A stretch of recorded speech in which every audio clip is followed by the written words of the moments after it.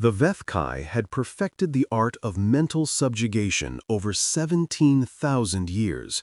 Their empire stretched across 400 star systems, not through warfare or diplomacy, but through the simple, elegant application of psionic dominance.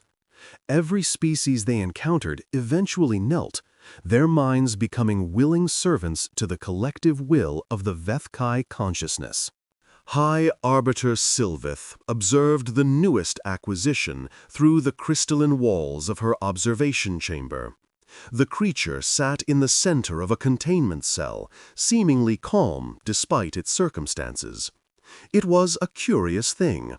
Bipedal, relatively hairless except for a patch of dark fiber atop its head, with two forward-facing eyes that suggested predatory evolution. The species called itself human. "This is the specimen from the Sol expedition?" Sylveth asked, her telepathic voice resonating through the minds of her subordinates.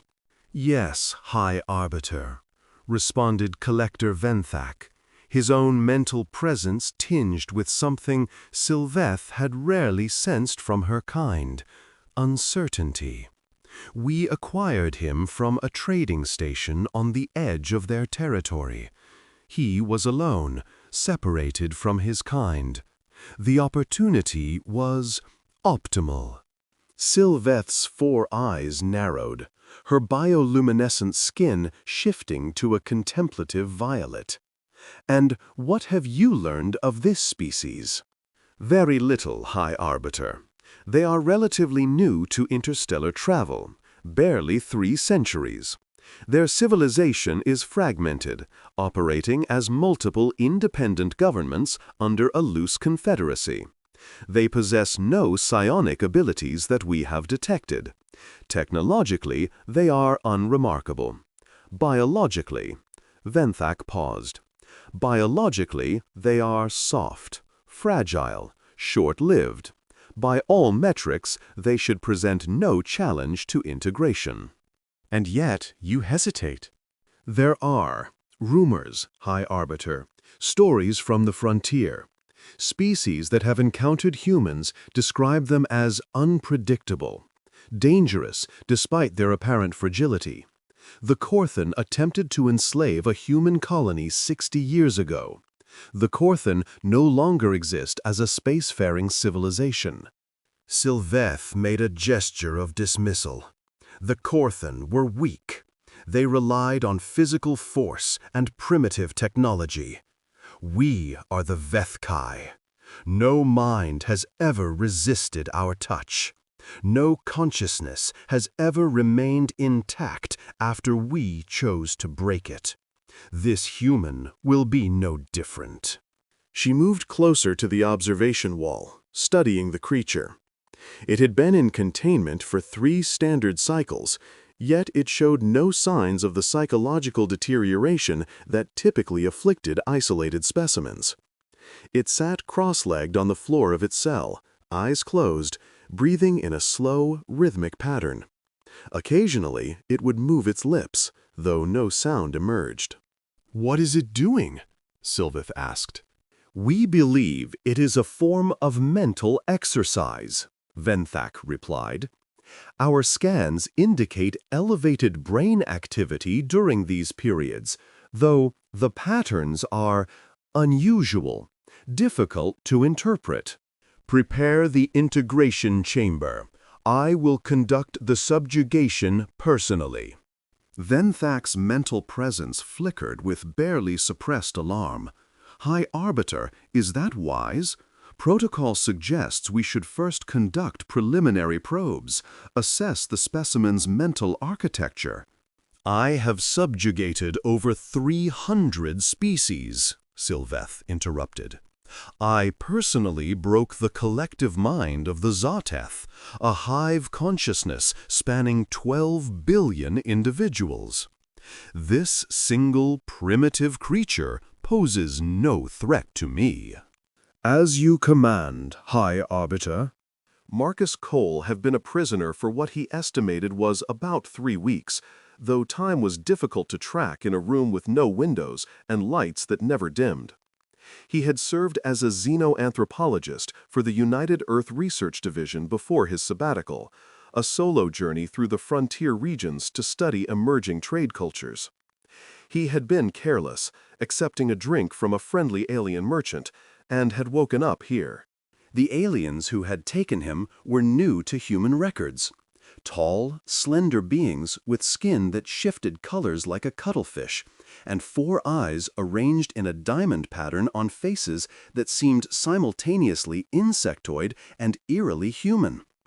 They communicated without speaking, which suggested telepathy, a rare but not unknown trait among galactic species. Marcus had used his time in captivity productively. He meditated daily, a practice he had developed during his years studying the mind monks of New Tibet. He had learned the basics from them, how to still the surface of the mind, how to organize thoughts into compartments, how to find the quiet center within the storm of consciousness. He had never achieved anything close to the mastery the monks possessed, but he had learned enough to understand the fundamental truth they taught. The mind is not the self. Thoughts are not the thinker. Consciousness is deeper than any single pattern of neural activity. He didn't know why these aliens had taken him, but he could guess. Telepathic species often sought to understand other minds, and humans were relatively new to the galactic stage. What he didn't know was whether they intended to study him, communicate with him, or do something worse. When the door to his cell finally opened, Marcus didn't resist as 3 of the aliens entered and escorted him through a maze of corridors. The architecture was organic, walls that pulsed with subtle bioluminescence, floors that seemed to give slightly beneath his feet. They brought him to a circular chamber dominated by a raised platform, where another of the aliens waited. This one taller than the others, her skin cycling through complex patterns that suggested authority or perhaps enhanced capability. "You are the human," a voice said inside his head. It was not a sound, but a presence, words forming directly in his consciousness. "You will be integrated into the Vethkai consciousness. This process is irreversible. Do not resist, and the transition will be painless." Marcus felt a chill run down his spine, but he kept his breathing steady. "I'd like to decline, if that's an option." "It is not." The tall alien, the leader, Marcus assumed, raised one 4-fingered hand, and Marcus felt something press against his mind. It was subtle at first, a gentle pressure at the edges of his awareness, like fingers probing for a way in. He had experienced telepathic contact before. The Synthary had a form of limited emotional projection. The Melodrain could share surface thoughts with willing participants. This was different. This felt like something trying to pry open a door he hadn't known existed. Marcus closed his eyes and did what the monks had taught him. He let go. Not of resistance. That would come later, if it came at all. He let go of attachment to the experience. Let go of fear, of the desperate clinging to his sense of self. He sank into the quiet center, the still point around which his consciousness revolved. The pressure increased. He felt the alien presence begin to seep into his thoughts, searching for the hooks of desire and fear that made subjugation possible. It found memories first. Childhood in the Arizona desert, his mother's face, the smell of rain on hot asphalt. It found emotions, love, loss, the ache of loneliness during his years in deep space. It found fears, drowning, failure, the vast indifference of the universe. And then it tried to pull. The technique was elegant, Marcus had to admit, even as it was being used against him. The alien was attempting to exploit the attachments that bound him to his sense of self, to use his own desires and fears as leverage to crack his mind open and pour itself in. It was like a key trying to fit a lock, testing each attachment for the one that would provide entry. But Marcus had spent years learning to observe his attachments without being controlled by them. When the alien pulled at his fear of drowning, he acknowledged the fear and let it go. When it exploited his love for his mother, he acknowledged the love and let it go. One by one, the alien found his vulnerabilities, and one by one, Marcus released them like a man dropping stones into a river. The alien pressed harder. The pressure became pain, a searing intrusion that felt like nails being driven into his brain. Marcus didn't fight it. Fighting would mean engaging with it, giving it purchase. Instead, he simply observed. This is pain, he thought. I am experiencing pain. The pain is not me. And beneath the pain, in the quiet center where nothing the alien did could reach, Marcus began to do something he had never attempted before. Something the monks had only spoken of in theoretical terms, describing it as impossible for any mind not born to their traditions. He pushed back. High Arbiter Sylveth had expected resistance. All minds resisted integration to some degree, the survival instinct fighting against dissolution into the greater consciousness. But this was different. This was impossible. The human's mind was not fighting her. Fighting she could have overcome. Instead, it was simply not there. Every time she grasped for the core of his consciousness, it slipped away, like trying to hold water in her fingers. The memories she touched were vivid and real, but they were not attached to anything. The fears she exploited flickered and vanished before she could leverage them. The desires she sought to corrupt dissolved into something she had never encountered before. Acceptance. The human was accepting her intrusion, not resisting it. And somehow, impossibly, that acceptance was more impenetrable than any resistance she had ever faced. "What are you doing?" she demanded, pouring more power into her assault. The human's physical form convulsed, blood trickling from his nose, but his mind remained that maddening void of still water. "This is impossible! You cannot resist me!" The human's eyes opened. They were calm, unnaturally so, even as his body suffered under the strain of her attack. "I'm not resisting," he said, speaking aloud in a voice that was steady despite the blood on his lips.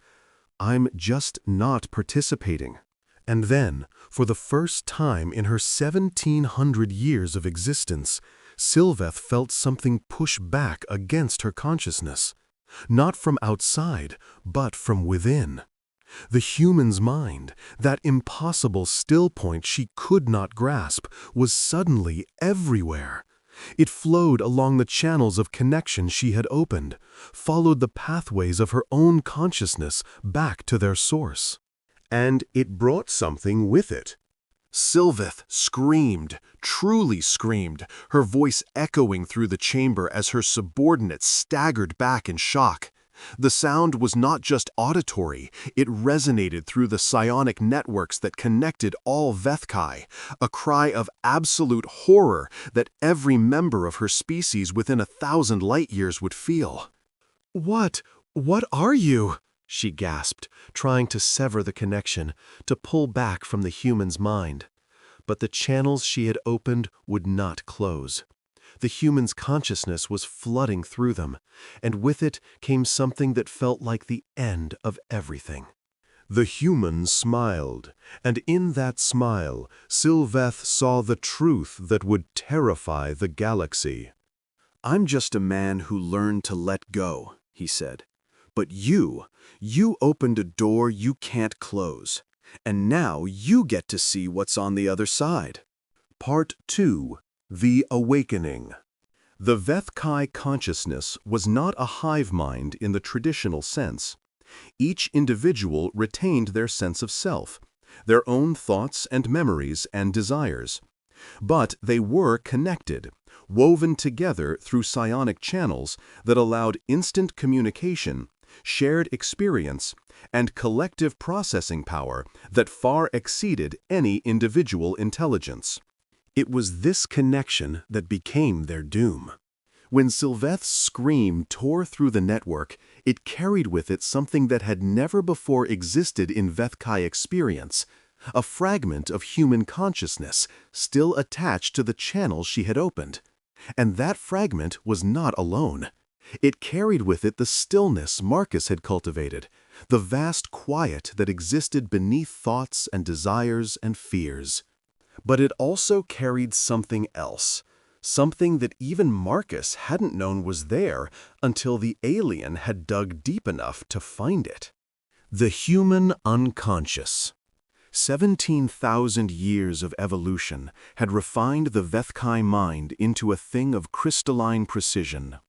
Every thought was deliberate, every emotion controlled, every impulse channeled through pathways of pure rationality.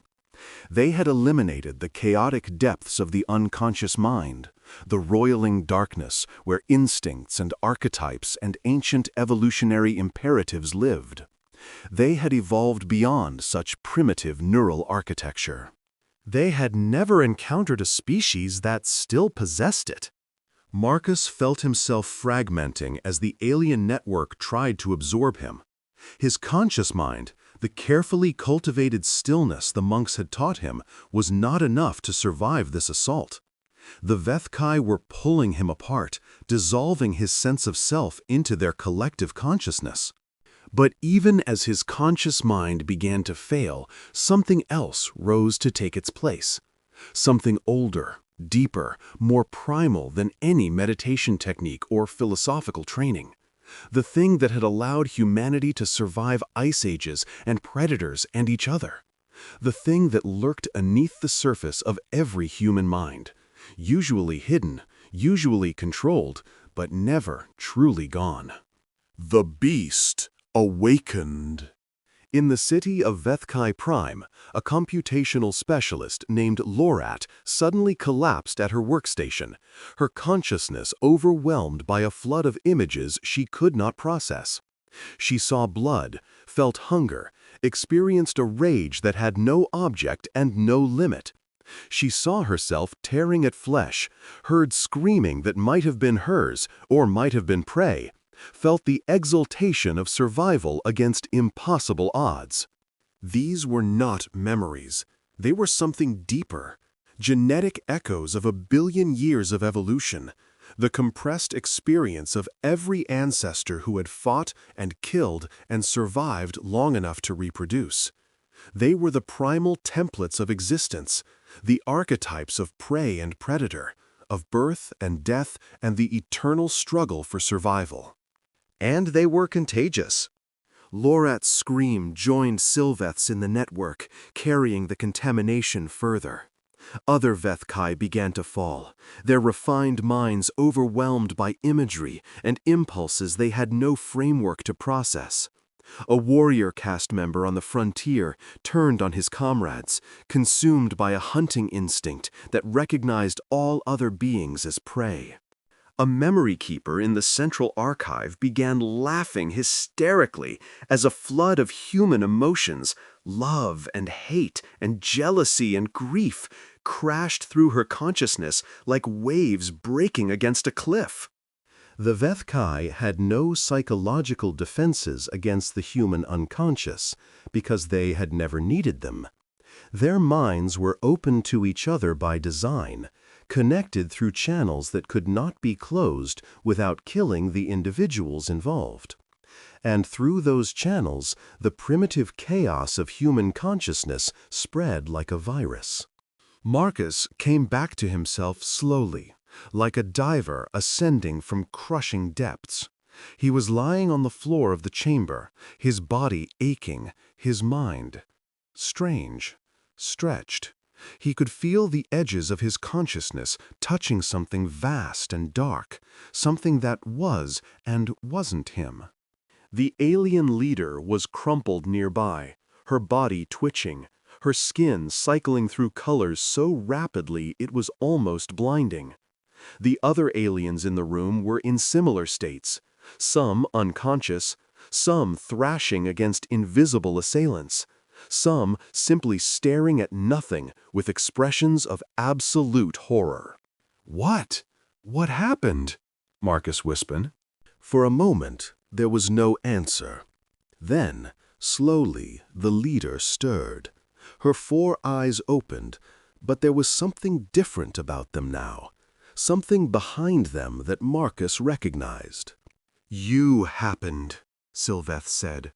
Her telepathic voice was fractured, fragmented, like a shattered mirror trying to reflect a coherent image. "You showed us what we had forgotten, what we evolved away from, what we thought we had escaped." Sylveth's eyes focused on him, and for the first time he saw something other than superiority in an alien gaze. He saw fear, he saw respect, and most disturbingly, he saw recognition. "We saw what you are," she whispered. "Beneath the civilization, beneath the technology, beneath the pretense of rationality. You are predators, human. You are survivors. You carry within you the accumulated ferocity of 1 billion years of evolution. Every ancestor who killed to live. Every generation that crawled through blood and fire to pass on their genes." She shuddered, her skin flickering to a shade of gray Marcus hadn't seen before. "We refined ourselves," she said. "We eliminated the chaos, the irrationality, the primitive drives. We made ourselves perfect. But you embraced it. You integrated it.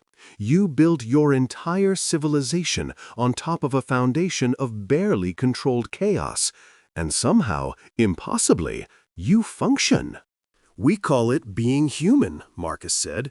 "It's not always easy, but we manage."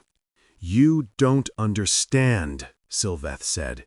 "The connection I opened, it cannot be closed.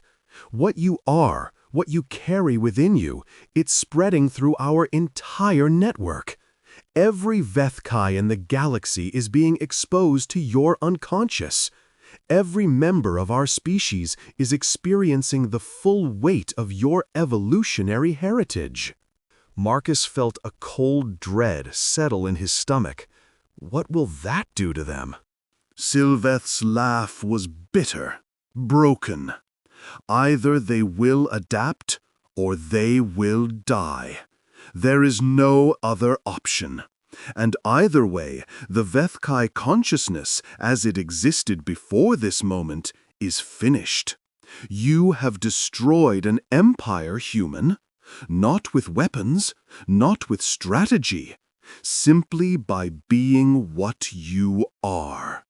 Part 3. The Spread. The news reached the Galactic Council 3 days after the first wave of the Vethkai collapse. Ambassador Threxian of the Melodrain, a species known for their emotional sensitivity, was the first to bring the matter before the Assembly. "Something has happened to the Vethkai," she announced, her crystalline form vibrating with barely contained agitation. "We have received fragmented reports from every sector of their space. Mass casualties, social breakdown, the cessation of all normal operations." The council chamber erupted in a cacophony of voices, electronic translations struggling to keep pace with the overlapping communications. "The Vethkai Empire spans 400 systems," Speaker Kalmoth observed, his massive form dominating the central platform. "You are telling us it has simply stopped functioning?" "Not stopped," Threxian clarified. "Changed. The survivors, and there are many survivors, are reporting experiences they cannot describe. Their mental network, the psionic infrastructure that defined their civilization, has been fundamentally altered. Altered how? This from Representative Jex, the insectoid ambassador of the Clathene Combine. We don't know, but we have identified the source. Threxian projected a holographic image into the center of the chamber. It showed a human face, recorded from what appeared to be a Vethkai holding cell. This human, Marcus Cole, according to the records we've obtained, was captured by Vethkai collectors approximately 1 standard month ago. He was subjected to their standard integration process. Whatever happened to their civilization began during that process. The chamber fell silent. Every species represented knew of the Vethkai. Many had lost colonies or populations to their integrations. The idea that a single human could have somehow caused their downfall was beyond comprehension. This is impossible, Representative Kexen of the Varathi stated flatly. Humans have no psionic ability. They are unremarkable in almost every way. They cannot have done this. And yet, Threxian replied, the evidence suggests otherwise. Marcus Cole was no longer in custody. In the chaos that followed the collapse of the integration chamber, he had walked out of the Vethkai facility and into the streets of what he later learned was called Dominion Station, a major hub of Vethkai administrative activity. What he found there haunted him. The streets were filled with Vethkai in various states of distress. Some wandered aimlessly, their skin cycling through colors without pattern or purpose. Others sat in corners, rocking back and forth, their mouths moving in silent conversation with something only they could perceive. A few had died, their bodies simply shutting down when their minds failed to cope with the invasion of foreign consciousness. But others, a surprisingly large number, were doing something else entirely. They were living.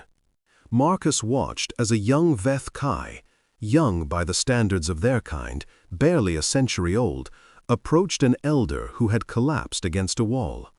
The elder's skin was the gray of despair, her eyes unfocused, her mind clearly overwhelmed by whatever had happened through the network. The young one knelt beside her and did something Marcus had never seen a Vethkai do. She touched the elder's hand with her own, a physical touch, deliberate and gentle. "I feel it too," the young one said aloud. "The chaos, the fear, the hunger. But there's something else, isn't there? Something beneath it all, something that keeps going no matter what." The elder's eyes slowly focused on her. "It's so loud," she whispered. "So many voices, so many impulses. How do they live like this?" "I don't know, but they do. Billions of them. They feel all of this, and they still create art and love each other and build civilizations. If they can do it, maybe we can learn." Marcus watched the exchange, something uncomfortable stirring in his chest. Guilt, perhaps. He hadn't chosen to do this, hadn't known it was possible, but he had done it nonetheless. He had shattered a civilization, potentially killed millions, simply by being subjected to their own attack. He found a communication terminal and managed to access it with codes he'd observed during his captivity. It took him an hour to establish contact with a human diplomatic vessel in the nearest neutral system. "This is Marcus Cole," he said, when the connection finally stabilized. "Identification code Gamma 779. I need emergency extraction from Vethkai space, and I need to speak with someone from Xenological Command immediately. Something has happened here. Something that's going to change everything." The extraction took 2 weeks. By the time the human diplomatic vessel Prometheus reached Dominion Station, the Vethkai had begun to stabilize, not as they were before, but as something new. The rigid hierarchy of their empire was dissolving, replaced by something more chaotic, but also more alive. Captain Sarah Chen commanded the Prometheus, and she had been briefed on the situation by Xenological Command before her arrival. What she found still shocked her. "They're experiencing emotions," she said, observing the Vethkai through the viewport of her ship. "Actual emotions, not just the processed simulations they had before." Marcus stood beside her, still wearing the clothes he'd been captured in, now ragged and stained. "When they tried to integrate me, they opened a connection they couldn't close. My unconscious, I don't know how to describe it. It leaked into their network. All the stuff we don't think about, the instincts, the archetypes, the evolutionary programming, it hit them like a tsunami." "And it's still spreading?" "As far as I can tell. Every Vethkai is connected to every other. What I infected them with, it's propagating through the entire civilization." Chen was quiet for a long moment. "Command wants to know if this can be weaponized." Marcus felt something cold settle in his gut. "Excuse me?" "The Vethkai have been a threat to every species in this sector for millennia. If we can replicate what you did—" "You can't," Marcus interrupted. "You shouldn't. What happened wasn't an attack, it was a reaction. The monks who trained me, they always said the mind has defenses we don't understand, levels of consciousness we can barely access. When the Vethkai tried to break into my mind, they hit those defenses. What came out? It wasn't me. It wasn't human, exactly. It was something older, something that evolution built into us to survive against threats we couldn't consciously understand." He turned to face Chen directly. "You can't weaponize evolution. You can't bottle up 1,000,000,000 years of survival instinct and point it at an enemy. What happened to the Vethkai wasn't a victory. It was a catastrophe that happened to benefit us. If we try to recreate it deliberately, we might find out that humanity isn't as special as we think." Chen studied him for a long moment. "That's not the answer Command is hoping for." "Then Command can find someone else to tell them what they want to hear. I just accidentally destroyed an empire. I'm not interested in doing it again on purpose." Part 4. The Council. 3 months after what came to be known as the Vethkai Awakening, Marcus Cole stood before the Galactic Council.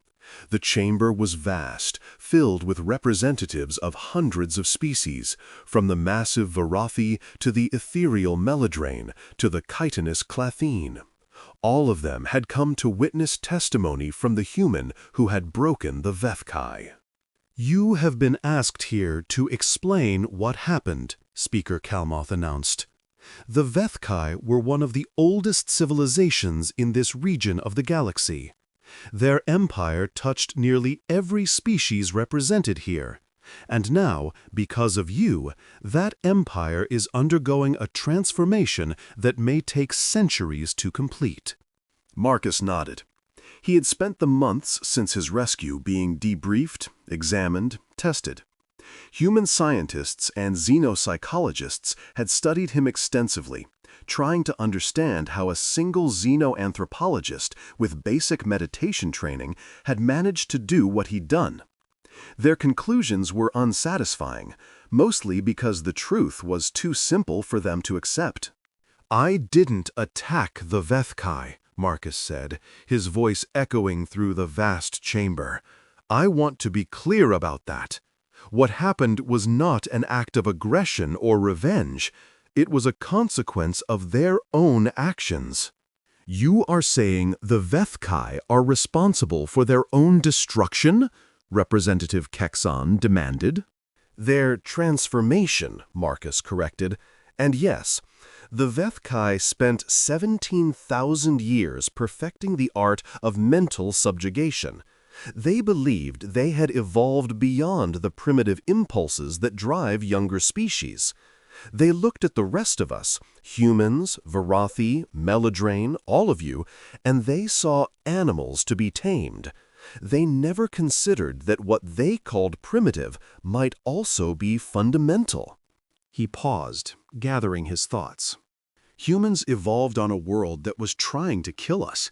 Ice ages, predators, disease, each other.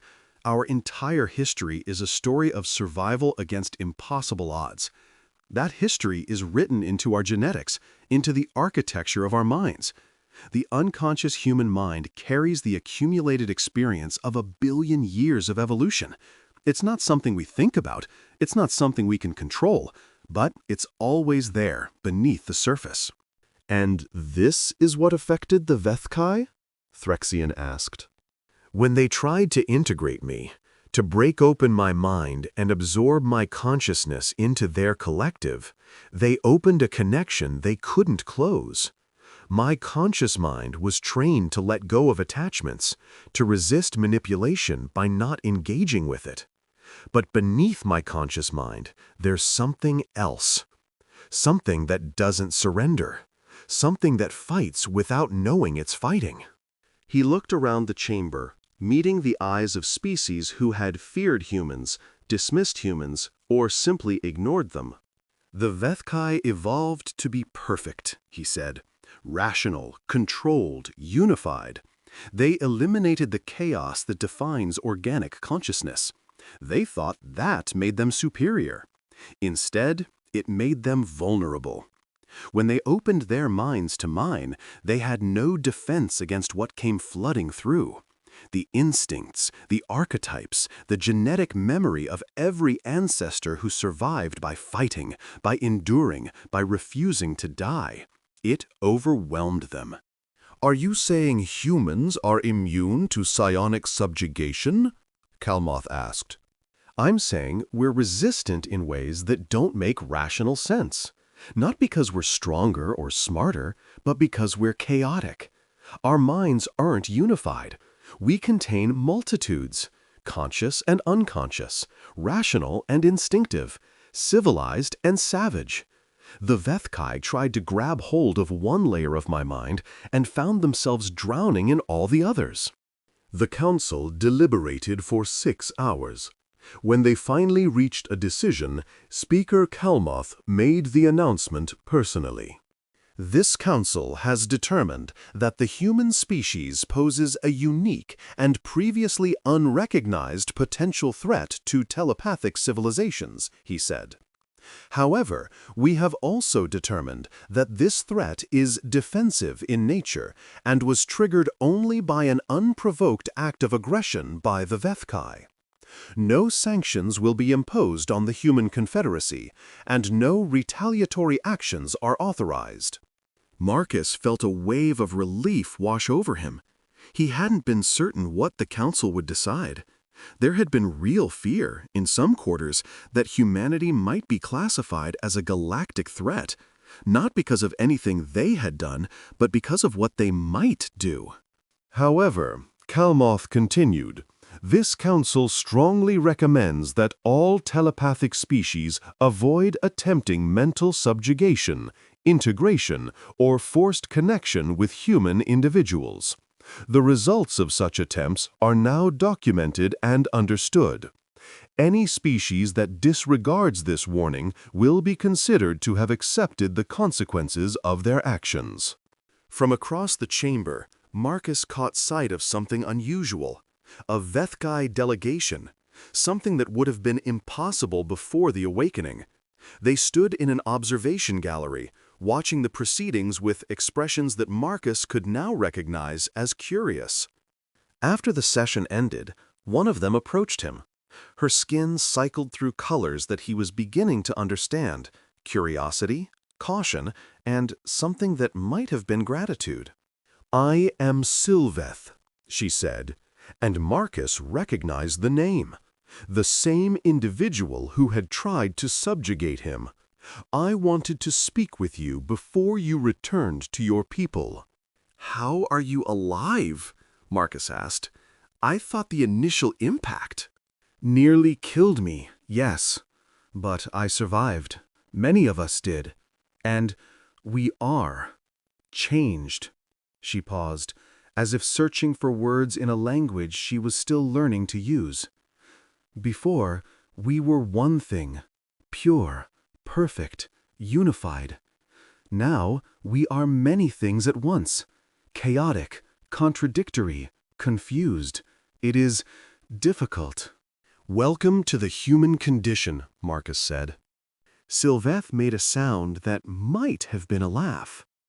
"Is it always like this? This noise? This constant internal conflict?" "Always. We just learn to live with it. Most of us, anyway. Some of my people wish to study yours, to understand how you have built a civilization on top of such mental chaos. Would this be permitted?" Marcus considered the question. 3 months ago, the Vethkai had been one of the most feared civilizations in the galaxy. They had subjugated hundreds of species, absorbed billions of individuals into their collective consciousness. They had looked at humans and seen animals. Now they were asking permission to learn from them. "I think that could be arranged," Marcus said. "But I have to warn you, we are not easy to understand. Even we don't understand ourselves most of the time." "That," Sylveth said, "is precisely what makes you so fascinating and so terrifying." Part 5. The Repercussions. Many species responded with fear.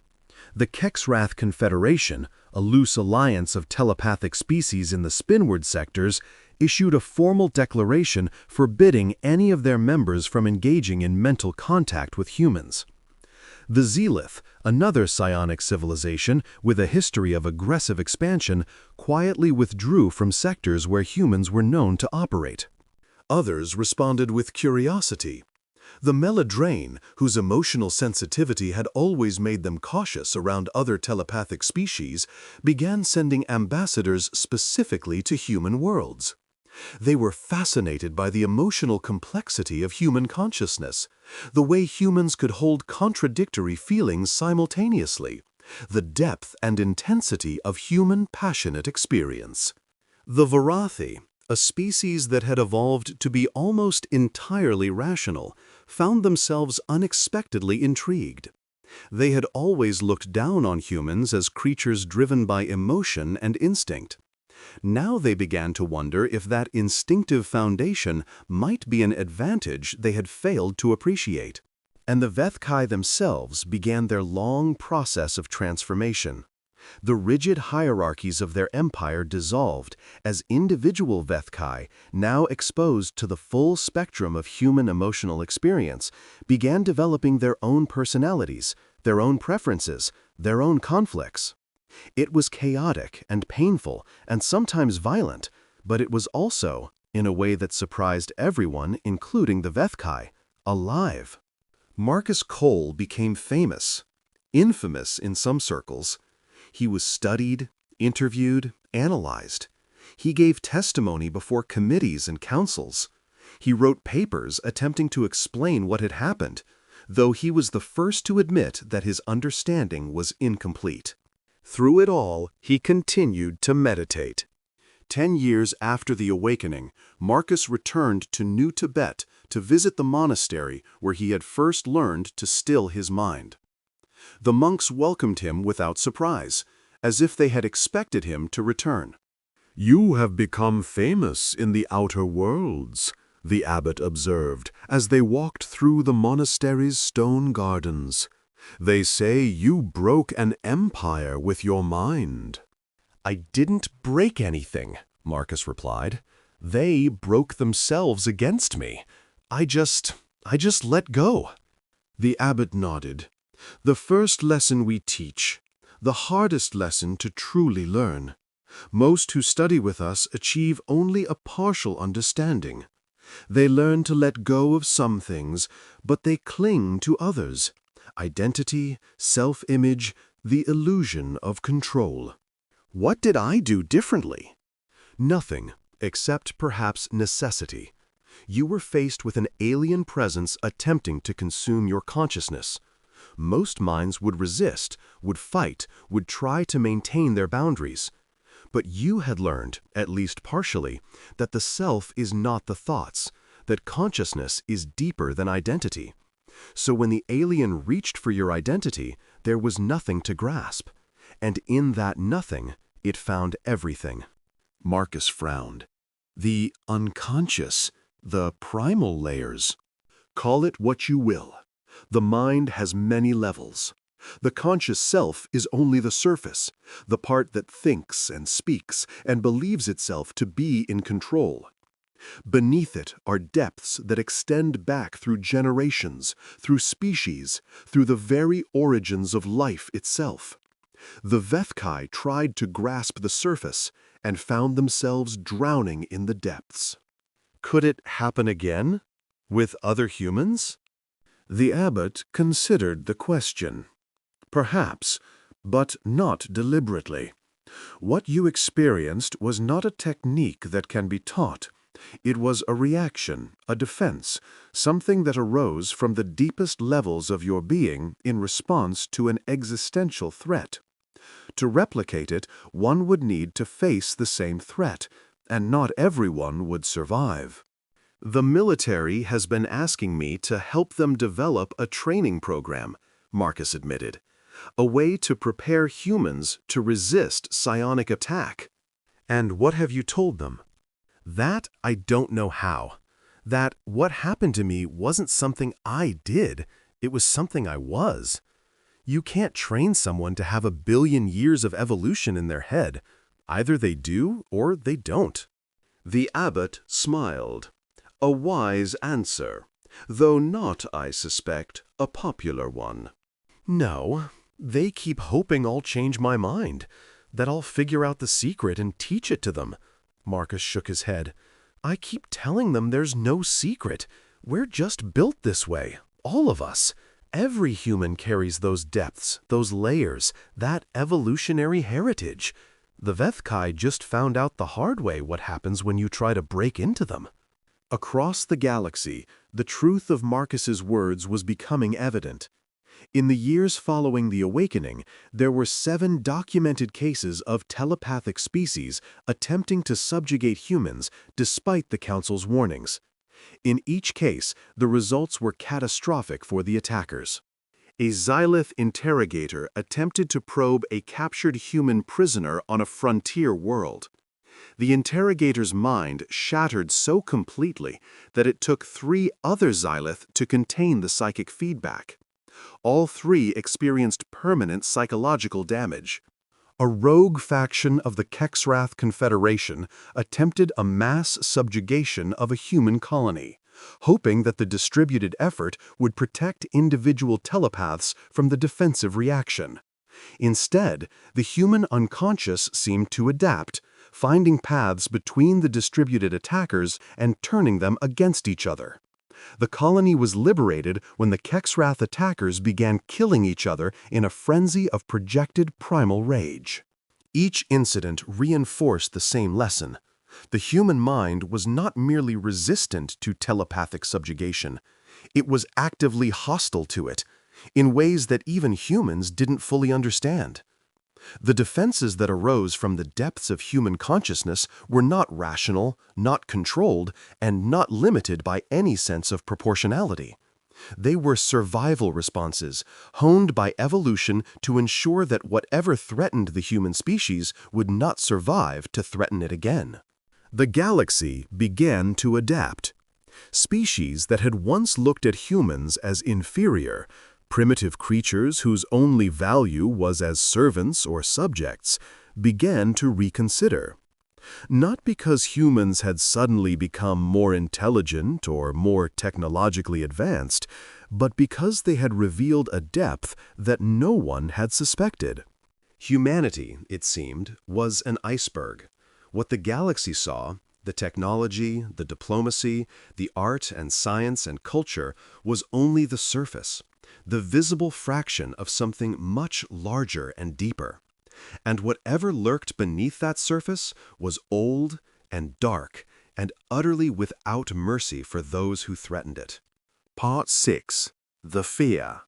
Admiral Chen Wei of the United Earth Navy read the intelligence report with a mixture of satisfaction and unease.